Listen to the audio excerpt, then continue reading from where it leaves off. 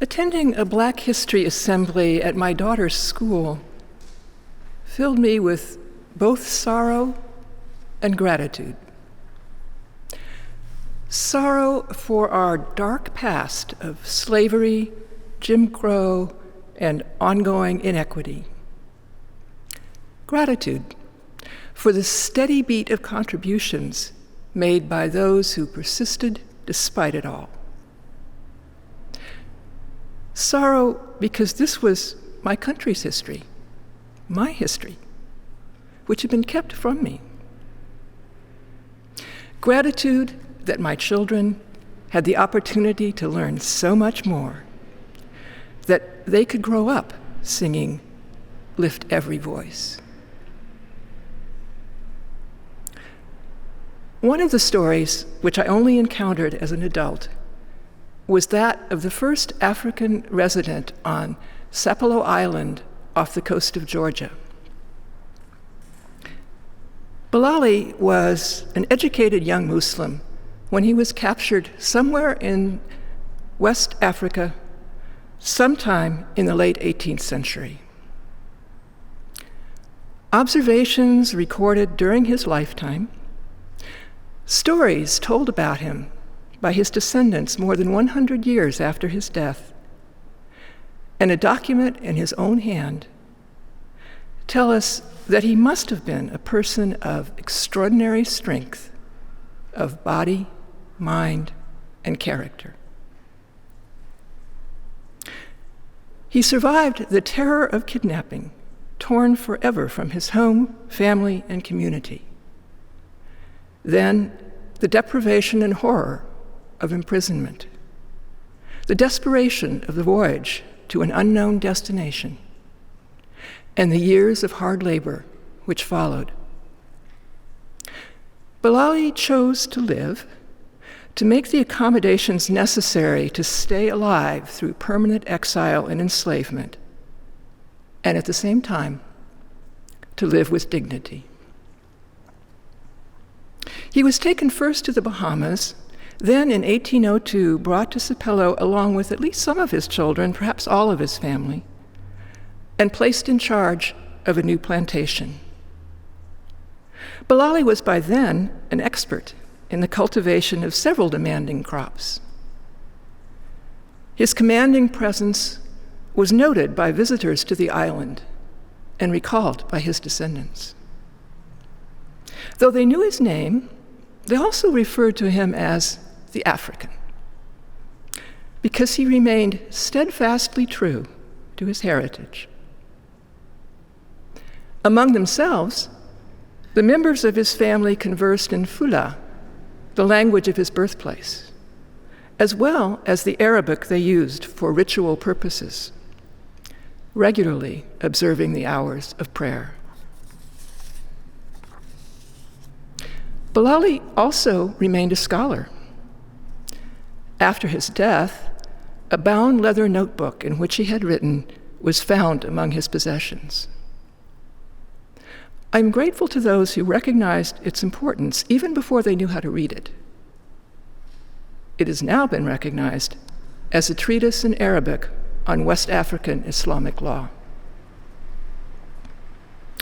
Learning of this highly literate man, cut off from his heritage, from his community, from books, from the discourse for which he had been educated for so many decades, caused me to perceive more keenly than I ever had before the utter evil of the Atlantic slave trade and its long dark shadow still with us.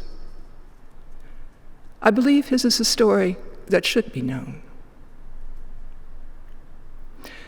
For me, this is also a story that literally cuts close to home. My husband's grandfather grew up on Dafuski, several islands north of Sapelo, speaking Gullah, the language created from a mixture of African languages and English by the early residents of those coastal areas. The down payment for the house in which we live came from Harold's share from the sale of Dafuski land. We are indebted, if not directly to Bilali himself, certainly to his counterparts on that other island. And to a larger extent, not only my family, but all of us, are indebted also to Bilali and to the uncountable others whose labor grew this country, who were here by compulsion, never compensated or even thanked. We owe to them and to their descendants acknowledgement and gratitude. We owe to them an end to systemic racism. We owe reparations in a variety of forms so that their descendants are given real opportunities and genuinely equitable societal structures. And we owe that we seek and tell their stories so they are not lost, but take their place in the full story of our nation. Our reading comes from So You Want to Talk About Race by Ijeoma Oluo, one of the many books that's now topping the New York Times bestseller list. She writes the following near the beginning of the book. These are very scary times for a lot of people who are just now realizing that America is not and never has been the melting pot utopia their parents and teachers told them it was. These are very scary times for those who are just now realizing how justifiably hurt, angry, and terrified so many people of color have been all along. These are very stressful times for people of color who have been fighting and yelling and trying to protect themselves from a world that doesn't care, to suddenly be asked by those who've ignored them for so long, "What has been happening your entire life? Can you educate me?" Now that we are all in the room, how do we start this discussion? This is not just a gap in experience and viewpoint. The Grand Canyon is a gap. This is a chasm that you could drop entire solar systems into. But no matter how daunting, you are here because you want to hear and to be heard. You are here because you know that something is very wrong and you want a change. We can find our way to each other. We can find a way to our truths. I've seen it happen. My life is a testament to it. And it all starts with conversation.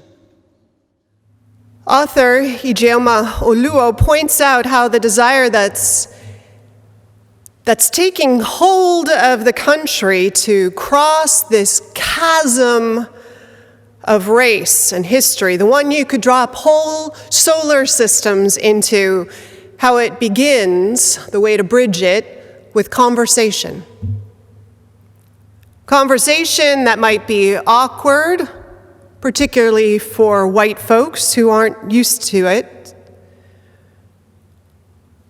Conversation that we as a nation have to learn how to have, conversation that will inevitably cause some hurt, conversation that hopefully people of color won't be asked to lead. As white folks learn that we have to first do our own reckoning, research, education among ourselves. Conversation that is already teaching some Americans, white Americans in particular, how little we really knew about our country, about what it means in particular to live as a brown person, an indigenous person, or any other person of color, but especially as a black person in America. And all this truth, that is the truth of lived experience in this moment, how it didn't just show up this way, right? In this moment, ex nihilo, as we say in religion. It was laid down, those layers of lies and customs, of quiet assents and legal and legislative choices to codify practices and myths and prejudices and inequities that would have a momentum of their own. That's what structural racism is all about, right?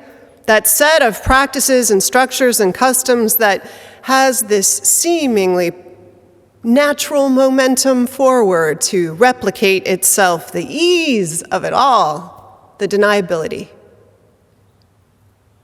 And so the slaver's rope,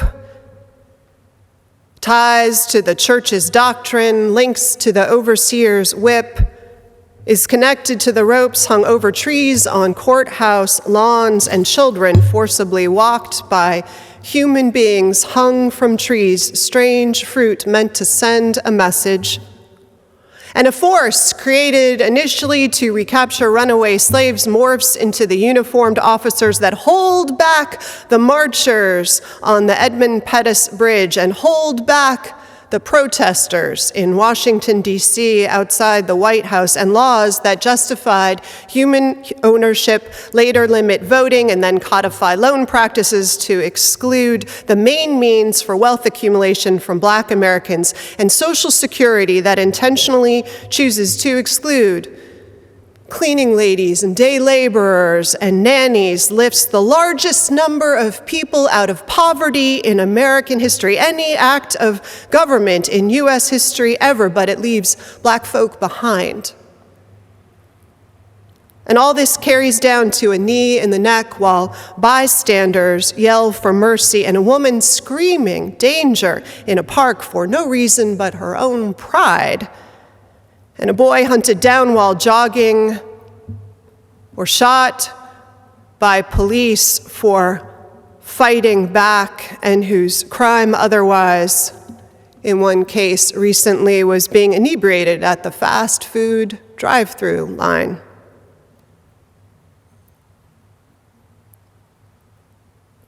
History has to be part of this conversation, the one that bridges the chasm. So we cannot say that anything we see is anything but legacy, long and chosen again and again by white folk. And the big difference now maybe is that cell phone videos and police body cameras and security camera footage has broken through any denial of what is being chosen and how often.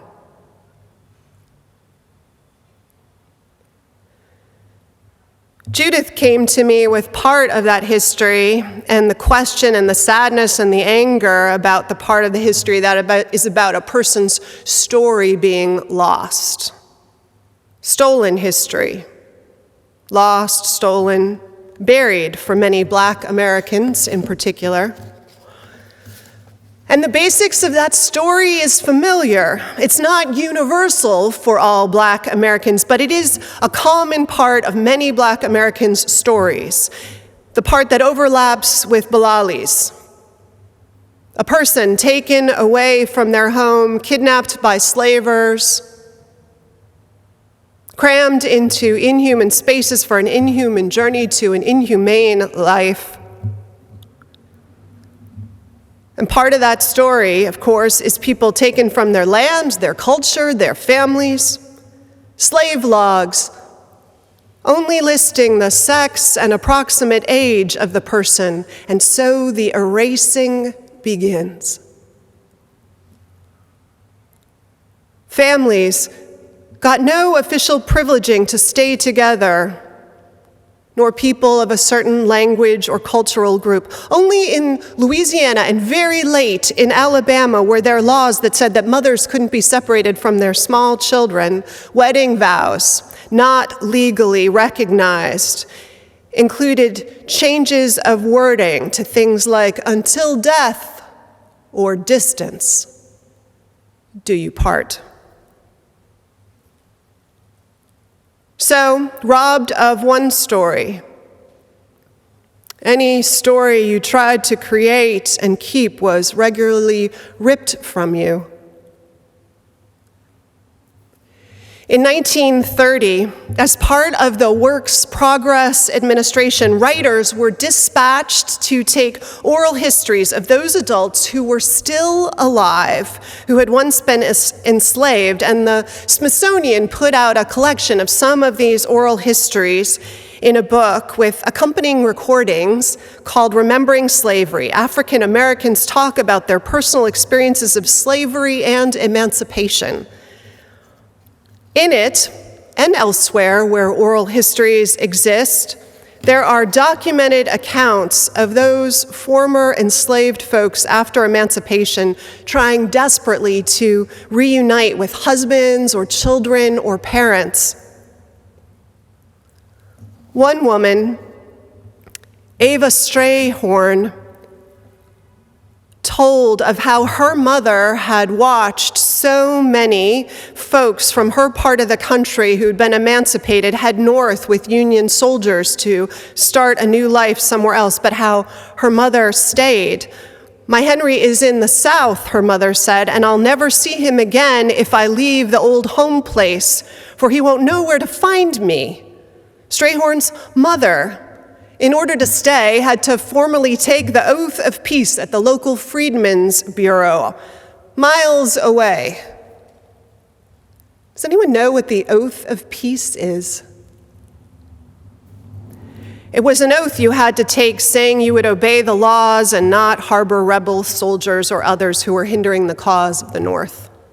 So she took the oath and she stayed and waited in a cabin in the woods. Eventually, in her case, it was her former master who snuck back and offered to take her and her kids south to where he knew her husband was. And that ending was a happy one, but so many couldn't find their loved ones or found them in new marriages, or found the children taken from them as infants or toddlers who had by then been raised by other parents.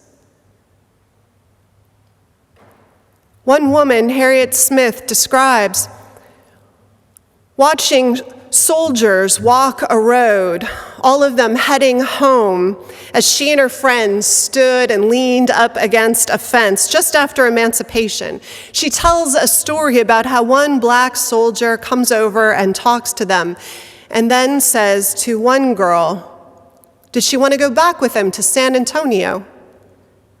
He had an extra horse, and so she went with him, and she was never heard from again. The interviewer asked, she didn't even tell her mama she was going or anything, huh? And Mrs. Smith answered, she didn't have any mother.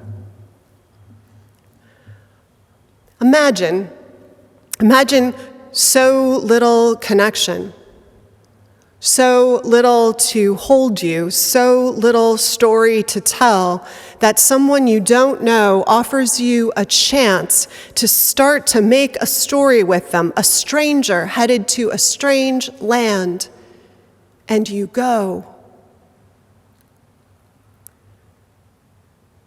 You could make that sound glamorous, I imagine, adventurous.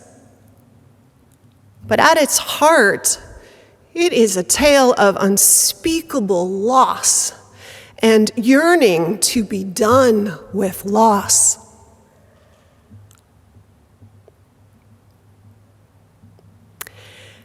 Henry Louis Gates Jr.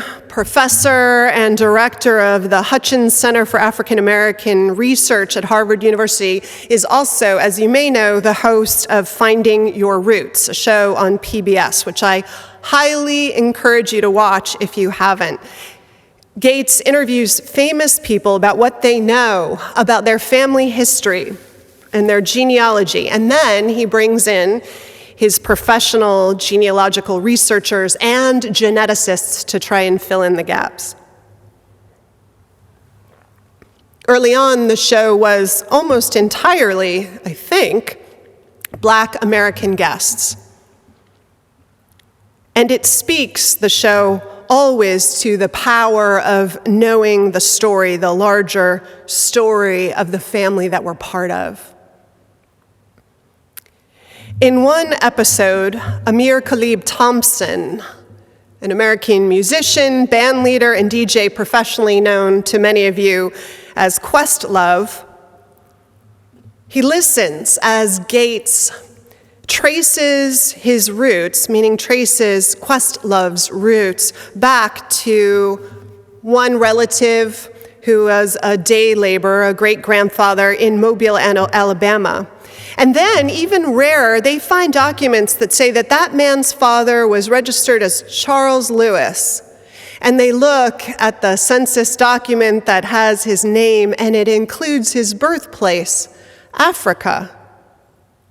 More research reveals that Lewis was one of the slaves on the last ship to bring slaves to the U.S., the infamous Clotilda, that brought, when it left Africa, 125 slaves from Benin, West Africa, into Mobile, Alabama in 1860, 52 years after the importing of slaves had been made illegal. The operator of the ship, so the story goes, brought the ship and the slaves across to win a wager he'd made in which he said he could do that. Another guest, actor S. Epatha Murkerson, finds that part of her lineage traces back to the 272 slaves that the Jesuit leaders of Georgetown University sold in 1838, when they also sold their increasingly unprofitable tobacco plantations, in the infamous sale that kept the university alive, and which has been part, as some of you may know, of a very public conversation about accountability and reparations. Epatha said of knowing what she'd been told of some of her descendants, they have names.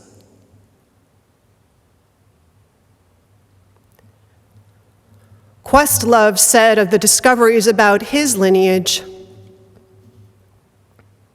"Until an hour ago, I didn't know who I was or where I came from."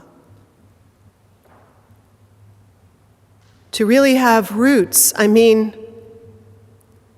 what tree do you know that can thrive without any place in the ground?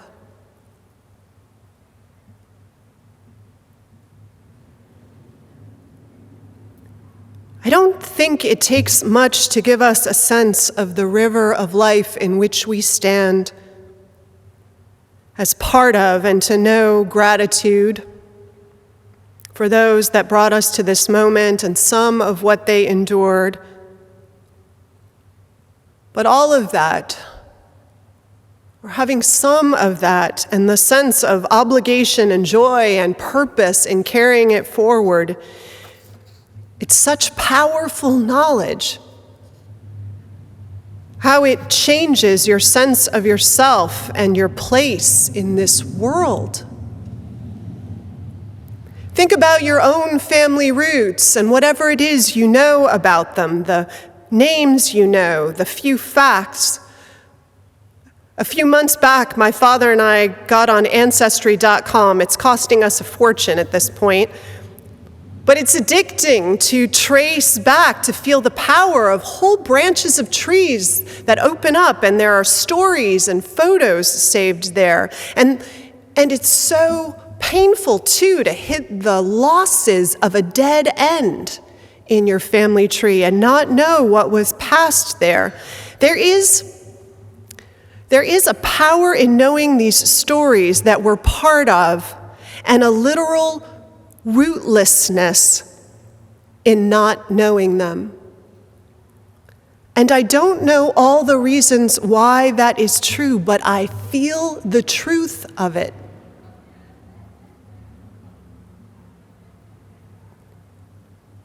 So there's this piece of what Black Americans have lost. And then there is Judith's story, the one she brought, this other layer it adds to this conversation.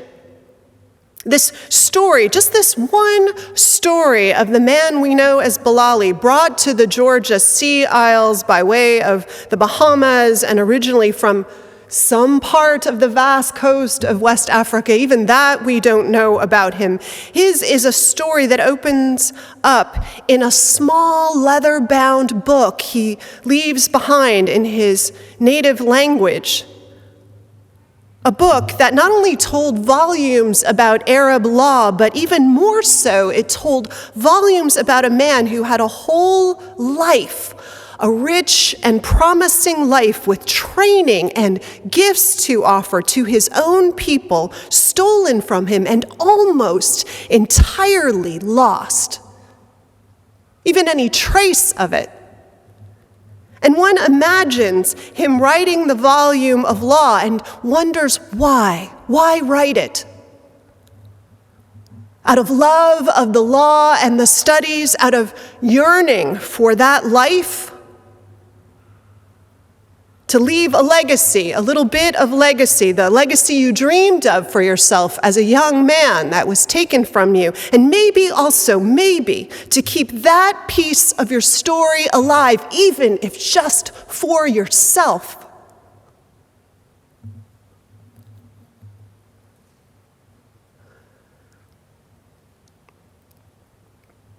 So in today's conversation, this piece of it, we start to name all that's stolen and thereby all that's lost in the history of our nation, of our people.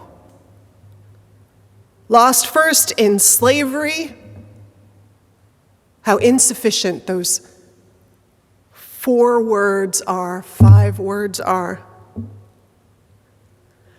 And then in a world of structural inequalities that disadvantage Black people and people of color, so that stories of talent and accomplishment that could have and could still unfold are lost or in danger of being lost to the world in unrealized possibility. And how indigenous communities were and are still systematically eliminated, and with them the loss of stories and culture, the fight to hang on to culture and stories that remain.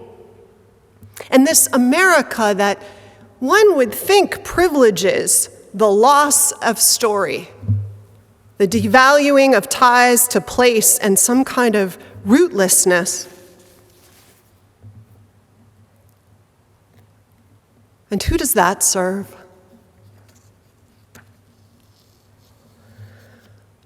So to Ijeoma Oluo's point, let this morning be part of the conversation that starts to bridge the chasm that is race and history, the one that could swallow whole solar systems except and unless we insist on going where it takes us, even stumbling our way through it.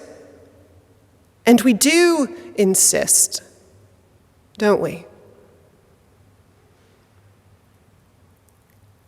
I expect, as miracles and mysteries often work their magic, that we will find, all of us find, that the journey to tend to another's wholeness and healing, long overdue, takes all of us on a parallel journey towards our shared healing and wholeness.